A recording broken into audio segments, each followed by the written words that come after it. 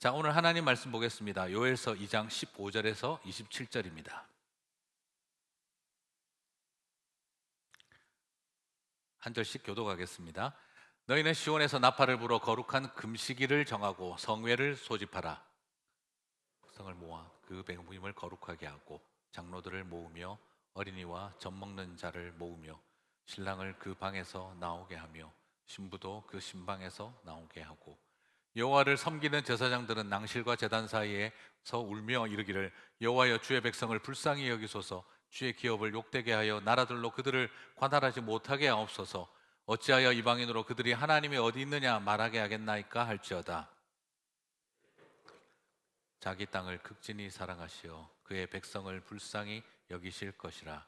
여호와께서 그들에게 응답하여 이르시기를 내가 너희에게 곡식과 새 포도주와 기름을 주리니 너희가 이로 말미암아 흡족하리라. 내가 다시는 너희가 나라들 가운데서 욕을 당하지 않게 할 것이며 내가 북쪽 군대를 너희에게 멀리 떠나게 하여 메마르고 척박한 땅으로 쫓아내리니 그 앞에 부대는 동해로 그 뒤에 부대는 서해로 돌아갈 것이라.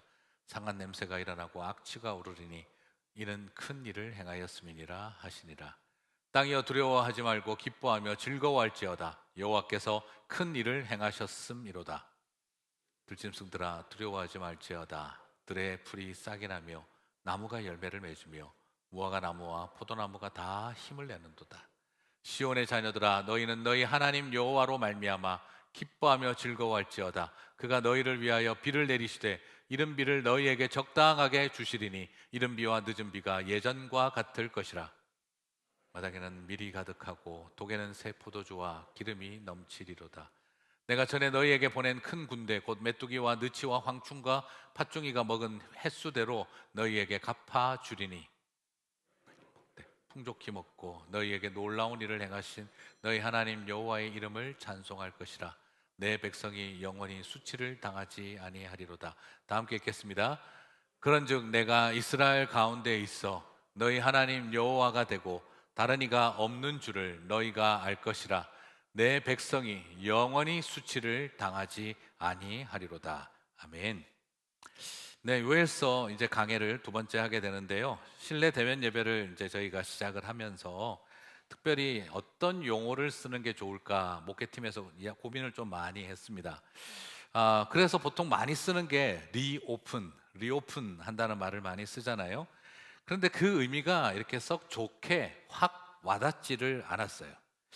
1년이 넘는 시간을 보내고 이 시작을 하는 것이 다시 문 연다 하는 느낌이 왠지 그 개념을 좀 넘어서고 싶다는 생각이 참 많이 들었습니다.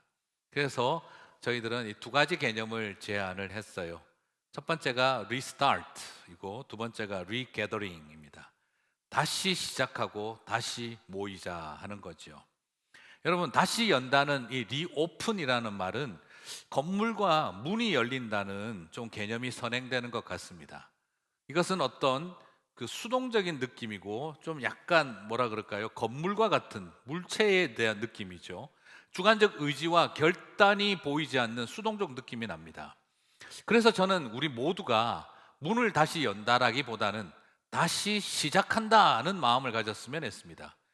교회가 다시 열었네 이게 아니라 우리가 다시 시작하자 하는 마음을 가졌으면 했습니다.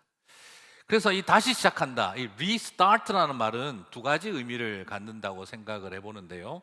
첫 번째는 뉴 노멀 시대에 맞는 새로운 시작을 하자 하는 의미가 첫 번째가 되겠고, 그 다음에 리스타트가 가지는 두 번째 의미는 초심으로 돌아가서 다시 시작하자, 첫사랑을 다시 회복하자 하는 의미가 아닐까 싶습니다. 그래서 소위 말해서 단지 리부팅을 하는 것이 아니라 우리가 리셋하는 마음으로 다시 시작하는 태도가 필요하지 않겠는가 하는 거지요. 그리고 내가 처음 예수님을 만날 때 가졌던 첫사랑의 마음, 내가 하나님 앞에 예배를 드릴 때 가졌던 그 첫사랑의 마음을 회복하자, 시작하자 하는 것이 어쩌면 리스타트가 가지고 있는 두 가지 의미가 아닐까 싶습니다. 시대와 환경에 맞는 뉴 노멀에 맞는 새로운 시작, 그리고 마음으로 처음 내가 옛날에 가졌던 그 첫사랑의 회복, old and new, 가장 옛날 처음 가졌던 첫사랑, 그리고 지금 이 시대에 맞는 새로운 출발. 어쩌면 리스타트는 이 두 가지 의미를 가지고 있겠습니다. 그리고 다시 시작한다는 리스타트가 세 번째 의미가 생각을 한번 해보는데요, 그것은 바로 다시 모인다입니다. 다시 시작합시다. 뭘요? Restart is regathering. 다시 모이자입니다. 맞습니다. 다시 시작한다는 것의 가장 실천적 의미는 공동체로서, 교회로서 우리가 다시 모인다 하는 개념을 말합니다. 다시 시작한다는 말이 가지고 있는 시대사적 의미, 다시 시작한다는 말이 가지고 있는 초심에 대한 회복, 이것도 굉장히 중요하지만 더욱 중요한 것은 다시 모여야 다시 시작하게 되는 것이고, 다시 시작하면 다시 모이게 되는 것, 그것을 우리는 볼 수 있지 않겠나 싶습니다. 그렇죠. 다시 모일 때, 다시 시작한 거구나 라고 우리는 말할 수 있다는 겁니다. 실제로 이것은 성경 역사에서도 새로운 전환점, 다시 하나님의 역사가 시작되어지는 시기마다 변혁과 부흥의 역사가 일어날 때마다 하나님은 새로운 공동체를 일으키고 다시 모이게 하는 일로 시작했던 것을 우리는 잘 알고 있습니다.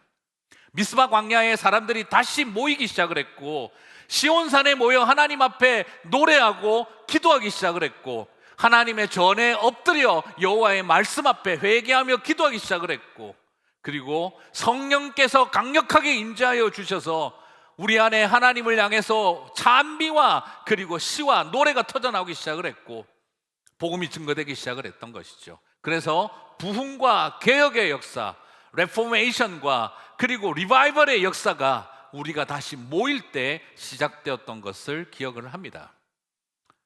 성경의 역사를 통해서나 교회사를 통해 보나 리스타트는 리게더링을 통해 시작되어졌던 것이죠. 그래서 우리 선한청지기 교회 안에 다시 모임을 통하여 다시 시작되어지는 역사가 저와 여러분 가운데 있게 되시기를 주님의 이름으로 축복합니다. 오늘 우리가 읽었던 요엘 시대도 바로 메뚜기 재앙과 황충의 재앙이 끝이 날 때에 하나님은 당신의 백성들을 다시 모이라고 선언하고 있습니다. 요엘서 2장 15절 17절을 보겠습니다. 너희는 시온에서 나팔을 불어 거룩한 금식일을 정하고 성회를 소집하라. 황충과 메뚜기의 역사를 바꾸는 이야기의 출발은 성회를 소집하는 것으로부터 출발합니다. 계속해서 보겠습니다. 백성을 모아 그 모임을 거룩하게 하고 장로들을 모으며 어린이와 젖 먹는 자를 모으고 신랑을 그 방에서 나오게 하며 신부도 그 신방에서 나오게 하고 여호와를 섬기는 제사장들은 낭실과 제단 사이에서 울며 이르기를 여호와여 주의 백성을 불쌍히 여기소서, 주의 기업을 욕되게 하여 나라들로 그들을 관할하지 못하게 하옵소서. 어찌하여 이방인으로 그들의 하나님이 어디 있느냐 말하게 하겠나이까 할지어다. 요엘서에서 이 황충과 메뚜기의 역사가 이 황폐의 역사를 바꾸는 자리에 하나님은 나팔을 불어 거룩한 성회를 소집하라, 그렇게 선포합니다. 절망의 시대를 변혁하는 전환점은, 터닝 포인트는 리게더링을 통해 시작되어졌던 것을 보게 되어집니다. 그것을 위해서 요청하셨던 것은 금식하며 간절히 회개하고 여호와 하나님 앞에 부르짖으라는 것입니다. 금식하고 회개하며 부르짖는 그 일, 주님은 이것을 누구에게 부탁하고 있는 걸까요? 오늘 16절 17절을 보니까 이렇게 나옵니다. 첫 번째, 장로들을 모으고 어린이와 젖 먹는 자를 모으며 신랑을 그 방에서 나오게 하고 신부도 그 신방에서 나오게 하고. 조금 재미나죠? 그리고 17절에 가서는 제사장들도 불러 모읍니다. 오늘 이 부르짖는 자리에 샌드위치처럼 앞뒤는 장로들과 제사장들입니다. 여러분, 장로님들과 제사장들은 당연히 기도하는 거 아닙니까? 그런데 황충과 메뚜기 때가 지나갔었을 때 장로들과 제사장들도 기도하지 않았다 하는 것을 보여주고 있습니다. 다들 그 재난 앞에 정신 못 차리고 있었을 뿐, 당연히 기도하고 당연히 섬겨야 할 사람들이라고 여겨지는 장로와 제사장들에게 울며 부르짖으라고 나오라고 하고 있습니다. 무슨 뜻일까요? 직분이 우리의 믿음을 지키지 않는다 하는 것입니다. 직분이 우리를 지켜주지 않는다는 것입니다. 굉장히 큰 무서운 도전입니다. 그리고 또한 요청합니다. 그리고 어떤 의미에서는 오케이, 그러면 이제 장로와 제사장이 나와서 기도하라는 건 당연한 건데, 근데 오늘 여기서 재미난 표현이 나옵니다. 어린이와 젖먹이, 결혼한 신랑과 신부도 모으라고 합니다. 젖먹이가 무슨 회개할 게 있다고 젖먹이까지 나오라고 하는 걸까요? 오늘 이 속에 담겨있는 의미는 뭐겠습니까? 애 키우느라 정신없는 애기 엄마들도 등에 업고 아이 손잡고 나와서 하나님 앞에 엎드리라, 이 말이죠. 우리 아까 성가대 찬양 그 영상을 보셨습니다. 한국 교회가 부흥할 때 그 새벽 기도의 자리에 등에 아이 젖먹이 업고 포대기에 싸서 눈앞에 딸 앉혀놓고 울며 기도하는 엄마의 모습을 봅니다. 우리 엄마가 왜 저렇게 울며 기도하는지 영문도 몰라서 당황한 표정으로 멀뚱멀뚱 엄마를 쳐다보는 그 아이의 모습 속에 하나님은 지금 그렇게 모여 하나님 앞에 울부짖는 백성들을 원하고 계시는 것을 보게 되어지죠. 아이들이 그 모습을 보게 하라는 겁니다. 엄마가 울며 기도하는 모습 보게 하라는 겁니다. 그런 것 같아요. 옛날 우리 그렇게 기도했어요. 그런데 어느 틈에 세상 살면서 우리가 애들한테 너무 나이스했구나 하는 생각을 하게 되어집니다. 당연히 애 있는 엄마들은 기도 안 해도 되는 것처럼 생각하지 않았을까? 엄마가 내 눈앞에서 울면서 기도하는 엄마의 모습을 보고 커온 딸이 나중에 하나님을 모를 수는 없지 않을까 하는 생각을 하게 되어집니다. 오늘 우리가 바라보면서 충격받는 도전입니다. 다시 기도가 시작되어져야 한다. 모여야 한다. 신랑과 신부도 하나님 앞에 엎드려야 한다. 이 의도는 뭐겠습니까?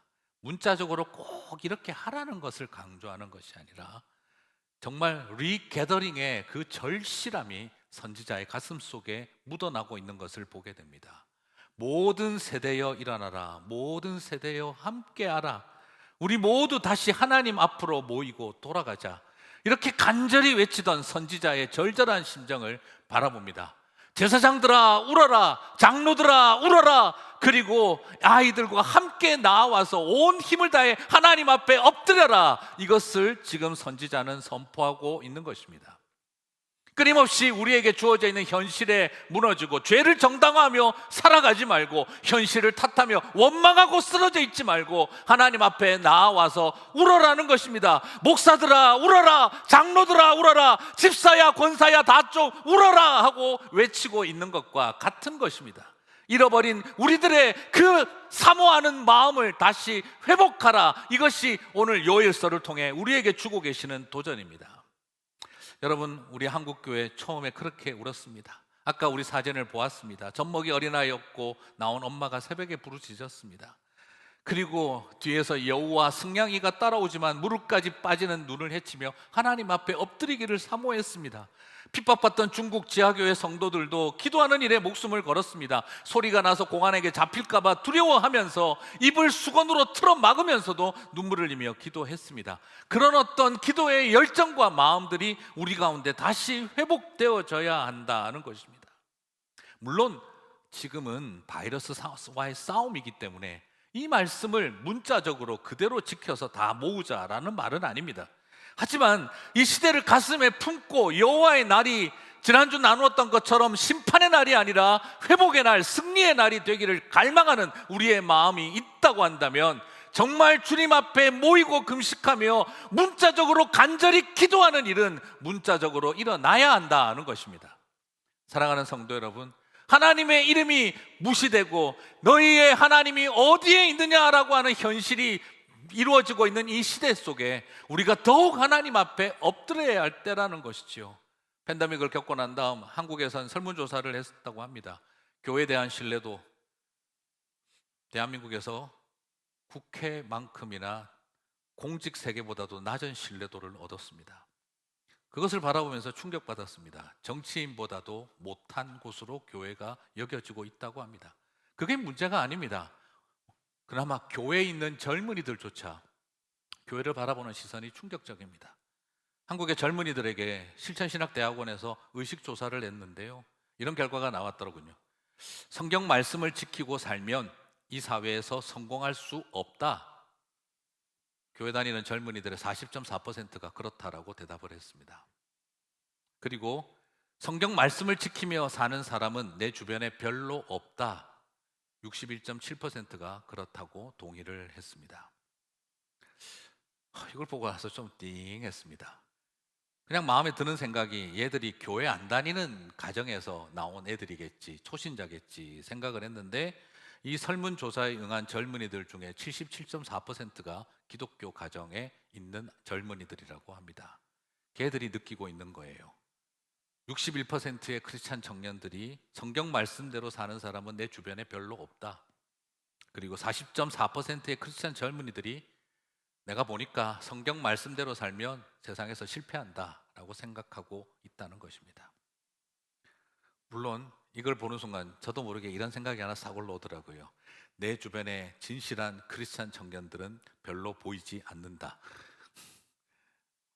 갑자기 그런 생각 쓱 들어오십니까? 내 주변에 신앙생활 잘하는 자식들 별로 없다, 뭐 이런 거 딱 바로 들어오십니까? 네, 우리 지금 이거 가지고 애들하고 싸울 수는 없죠. 중요한 건 뭐겠습니까? 우리 주변에 많은 교회 안에 있는 젊은이들조차도 말씀대로 살면 망하고, 그리고 하나님 말씀대로 사는 신자를 보기가 어렵다라고 느끼고 있다는 것은 한국 통계이기는 하지만 참 우리에게 많은 고민을 던져주고 있습니다. 이런 상황을 바라보면서 우리는 제단 앞에서 어떤 고민을 해야 될까요? 정말 우리는 이제 울부짖어야 합니다. 모든 것이 우리의 죄임을 고백하며 네가 잘했나 못했나, 부모가 잘했냐 자식이 잘했냐, 기성세대가 옳으냐 다음 세대가 옳으냐를 논쟁하고 따지는 것이 아니라 그들이 느끼고 있는 마음을 바라보며 하나님 다시 한번 엎드리게 도와주십시오. 그래서 여호와를 섬기는 제사장들은 낭실과 제단 사이에서 울며 이르기를 여호와여 주의 백성을 불쌍히 여기소서, 주의 기업을 욕되게 하여 나라들로 그들을 관할하지 못하게 하옵소서. 어찌하여 이방인으로 그들의 하나님이 어디 있느냐 말하게 하겠나이까 할지어다. 오늘 이것을 붙들고 하나님 앞에 다시 한번 엎드리며 기도하라는 것입니다.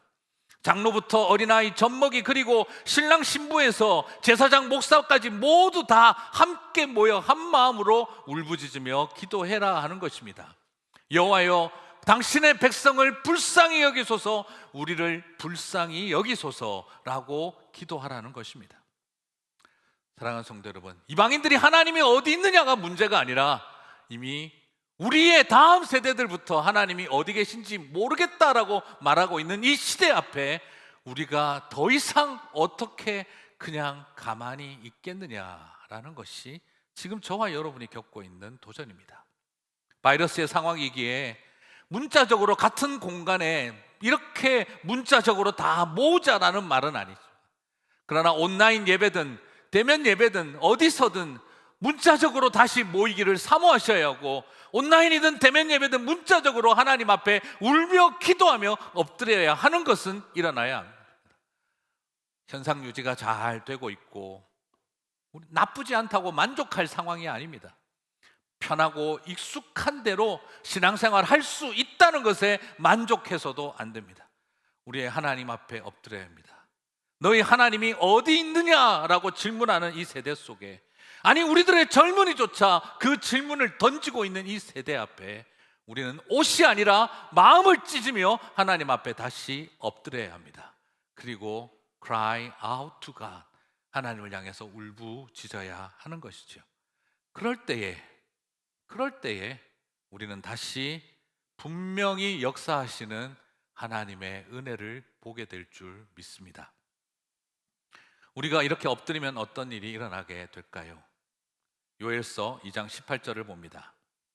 요엘서 2장 18절 같이 한번 읽겠습니다.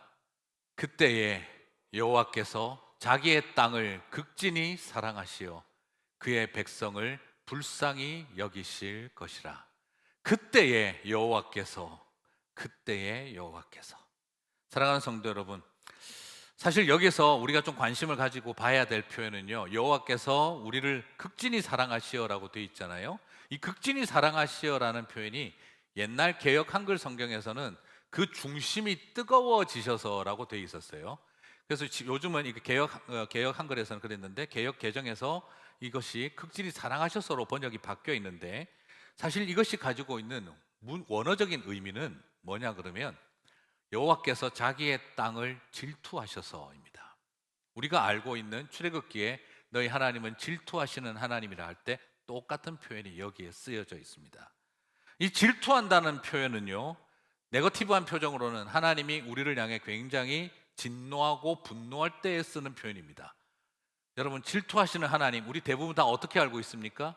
네거티브하고 부정적이고 진노할 때의 하나님이죠. 그러나 오늘 요엘서 쓰여져 있는 하나님의 질투하시는 하나님은 우리를 위해 구원하고 우리를 살리시는 그 중심이 질투하듯이 불타오르는 사랑을 가지신 경우를 말하고 있습니다. 그렇습니다. 우리가 다시 모이고 울부짖으며 나아갈 때 여호와께서는 자기의 땅을 향하여 질투하듯이 타오르시며 저와 여러분을 사랑하신다 하는 것을, 백성을 불쌍히 여기신다는 것을 오늘 저와 여러분에게 보여주고 있습니다. 우리가 살아가면서 질투하는 하나님을 끊임없이 내가 우상을 추구하고 이 세상을 추구하여서 하나님이 저와 여러분을 향해 진노하는, 질투하는 하나님이 되게 만드는 일은 우리가 늘 하고 살아왔는데, 이제 한 번쯤은 하나님이 우리를 향해 질투하듯이 사랑하게 만드는 일도 해봐야 하지 않을까 하는 도전이 여기에 있는 겁니다. 굉장히 역설적인 표현입니다. 세상을 사랑하고 우상을 숭배해서 하나님 보시기에 죄 가운데 살아서 하나님이 진노하도록 만드는, 질투하는 하나님을 만들었던 우리들이 울며 금식하며 기도하고 엎드릴 때에 하나님이 질투하듯 불타는 사랑으로 우리를 불쌍히 여기게 된다는 거죠. 여러분, 어쩌면 돌아보면 평생 하나님이 진노하는, 질투하는 하나님이 되도록 만들고 살아왔는데, 이제는 불타듯이 사랑하는, 질투하는 하나님 되게 하시면 어떨까 하는 그 도전을 요엘이 역설적으로 하는 말씀을 듣습니다. 이제 우리도 그 길을 선택하자 하는 것이죠. 우리가 다시 울며 회개할 때 하나님 중심이 뜨거워지시는 줄 믿습니다. 불타오르는 듯한 사랑으로 우리를 불쌍히 여겨주실 줄 믿습니다. 불타는 진노보다 더 뜨거운 것은 불타는 사랑입니다. 우리가 나쁠 때 주님은 진노하시고 질투하시지만, 우리가 아파 부르짖을 때에 주님은 불타는 사랑으로 저와 여러분을 살리시는 줄 믿습니다. 사랑하는 성도 여러분, 이것이 하나님 자기 명예를 위해서 그러는 거 아니에요. 내 명예가 실추되는 게 싫어서 저와 여러분을 위해 커버치시는 게 아닙니다. 정신 못 차린 자식이 그냥 울며 부르짖는 때 자기 명예와 평판을 생각해서 자식 커버치는 어머니가 있고 아버지가 있다면요, 그건 불타는 사랑이 아니라 열받은 것입니다. 여러분, 뭐라고 그래야 될까요? 내가 수치당하는 게 싫어서, 내가 수치당하는 게, 명예가, 내 평판이 무너지는 게 싫어서 자식을 돌보고 있다면요, 그분은요 어머니가 아니라 사모님이고요, 아버지가 아니라 사장님입니다. 정말 하나님이 아버지시라면 당신의 수치와 명예와 평판이 부끄러워서 자식 카바치시는 게 아니라 그냥 내 새끼 살리기 위해 온 힘을 던지는 것이죠. 그걸 지금 하나님은 중심이 뜨거워진 사랑으로 묘사하고 있는 겁니다. 그럴 때 하나님이 다 해주시는 겁니다. 그 마음 때문에 21절 땅이여 두려워하지 말고 기뻐하며 즐거워할지어다 여호와께서 큰 일을 행하셨음이라나. 22절 들에 풀이 싹이 나며 나무가 열매를 맺으며 무화과 나무와 포도나무가 다 힘을 내는도다. 23절처럼 시온의 자녀들아 너희는 너희 하나님 여호와로 말미암아 기뻐하며 즐거워할지어다. 24절 마당에는 밀이 가득하고 독에는 새 포도주와 기름이 넘치리로다. 25절 메뚜기와 느치와 황충과 팥중이가 먹은 횟수대로 너희에게 갚아주리니. 이 모든 역사가 저와 여러분을 위해서 사랑하시는 하늘 아버지로 인하여 다 이루신다고 약속을 하는 것입니다. 우리가 하나님 앞에 모이고 엎드리고 회개할 때 주님은 이 모든 것을 이루어 주실 것이라고 약속하고 계십니다. 사랑하는 성도 여러분, 그날의 역사가 저와 여러분에도 일어나게 되시기를 주님의 이름으로 축복합니다. 이 모든 것을 더하시는 하나님, 저는 이게 여기서 참 감사한 건 하나님은 자기 자존심 중요하게 생각 안 하세요. 네. 오로지 관심은 내 백성들이 수치당하지 않게 하는 것. 사실 오늘 시작은 뭐라고 했습니까? 이스라엘 백성들이 보고 그렇게 외치라 그랬잖아요. 이방인들로 하여금 너희 하나님이 어디 있느냐 하는 말을 들으시렵니까? 라고 하나님을 자극하라고 그랬잖아요. 그런데 하나님은 그 자극을 받고 그래 내 평판과 명예를 위해서 할 수 없이 너네들을 살려줄게, 지금 이러는 사장님, 사모님이 아닙니다. 지금 오히려 여기에서는 어머니의 마음, 하늘 아버지의 마음으로 다가오시죠. 그래서 26절과 27절에서 이렇게 말합니다. 내 백성이 영원히 수치를 당하지 아니하리로다. 두 번에 걸쳐서 말합니다. 내 백성이 영원히 수치를 당하지 아니하리로다. 하나님 아버지는 내가 평판이 나가고 내가 수치당하는 것 중요하지 않습니다. 당신의 백성들이, 내 자녀들이 수치를 당하지 않게 하는 일이 하나님 아버지의 목적입니다. 오늘 저는 이것을 바라보게 되어집니다. 하나님은 세상 사람들에게 당신이 모욕당하실까봐, 내 평판 잃어버릴까봐 이 일을 하고 계신 것이 아니라 그냥 내 백성, 내 자녀들이 수치를 당하지 않게 하는 그것 하나 때문에 하나님은 모든 것을 감수하는 것입니다. 여러분, 다시 한번 말씀드리지만 우리 하나님은 이래서 저와 여러분을 위해 모든 것을 던지셔서 영원히 수치를 당하지 않게 하십니다. 왜 굳이 여기에 영원히 수치를 당하지 않게 한다라고 되어 있을까요? 어쩌면 이것이 예수 그리스도를 통한 완전한 회복을 나를 향한 약속과 같은 말입니다. 그렇습니다. 예수님이 발가벗기우고 십자가에서 모든 수치를 다 담당하심으로 인하여 우리는 자유케 되었습니다. 사랑하는 성도 여러분, 하나님이 우리 때문에 당신의 아들을 내어주셨고, 그리고 당신의 아들은 우리를 위해 모든 수치를 담당하심으로 저와 여러분은 영원히 수치를 당하지 않게 된 것이죠. 하나님이 우리 때문에 모든 수치를 감당하셔서 저와 여러분을 영원한 자유로 초대하신 것입니다. 오늘 우리가 이 사실로 인해서 감사하고 기쁨으로 가야겠지만 저는 부탁드리고 싶습니다. 아, 그렇구나. 예수님이, 하나님이 우리의 수치를 다 담당해 주셔서 영원히 수치를 겪지 않게 되었구나, 할렐루야 하고 가면 안 됩니다. 이제 우리가 생각해야 될 건 뭘까요? 우리를 위해 수치를 다 당해주신 하늘 아버지, 이젠 내가 하나님 아버지 수치를 당하지 않게 하는 삶을 살아야겠다. 여러분, 정신 바로 박힌 자식이라면 나를 대신해서 모든 수치를 당하신 아버지 어머니 앞에서 고마워요, 땡큐 하고 가겠습니까? 정신 바로 박힌 자식이라면 이젠 더 이상 어머니 아버지가 나 때문에 수치를 당하는 일은 없게 해야겠다 마음 먹지 않겠습니까?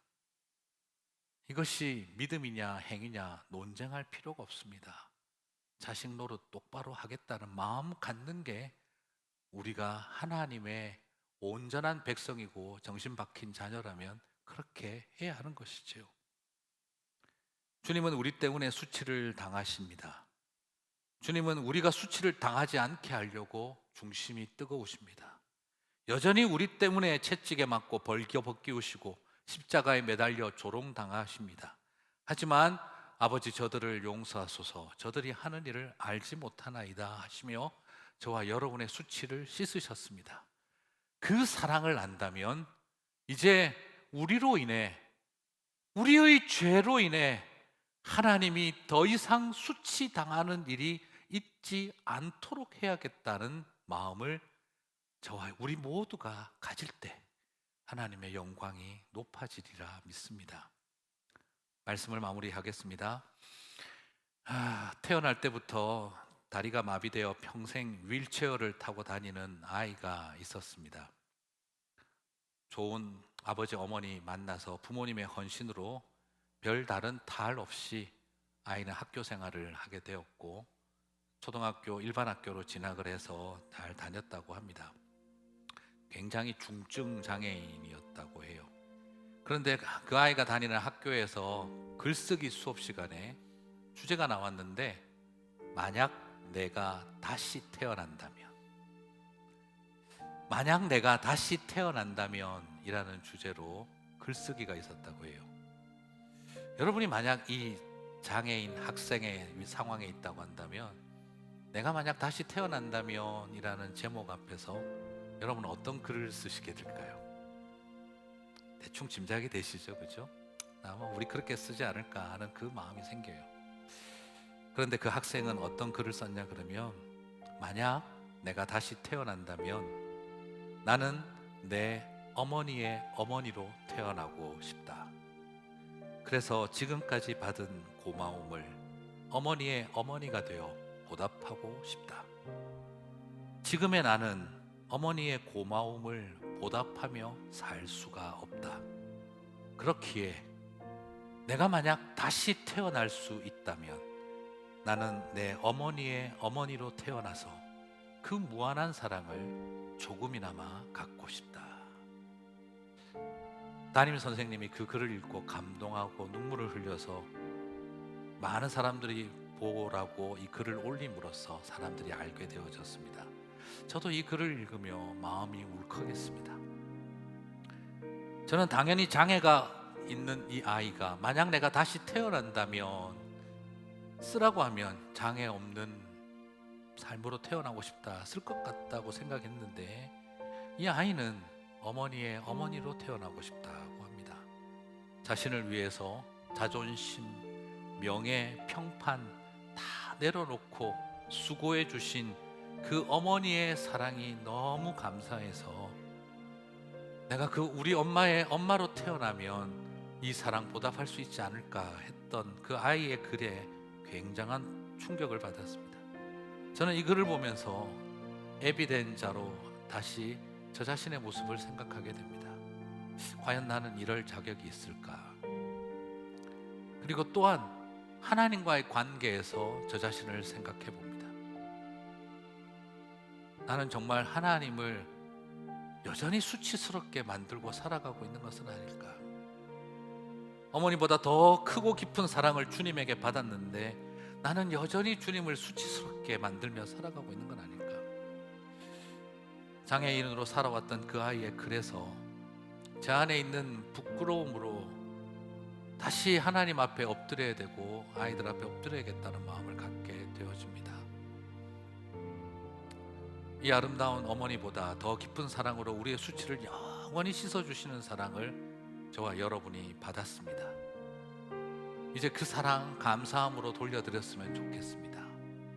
우리가 다시 리게더링하고 하나님 앞에 엎드려 주님 앞에 회개하고 무릎 꿇어 더 이상 주님을 수치스럽게 하고 싶지 않습니다 하는 회개 리펜턴스의 자리에 거할 때 정말 우리는 리스타트 할 수 있는 새 출발이 있지 않을까 싶습니다. 그 아름다운 출발을 만들어가는 저와 여러분 되시기를 주님의 이름으로 축복합니다. 우리 같이 한번 주신 말씀 붙들고 기도했으면 좋겠습니다.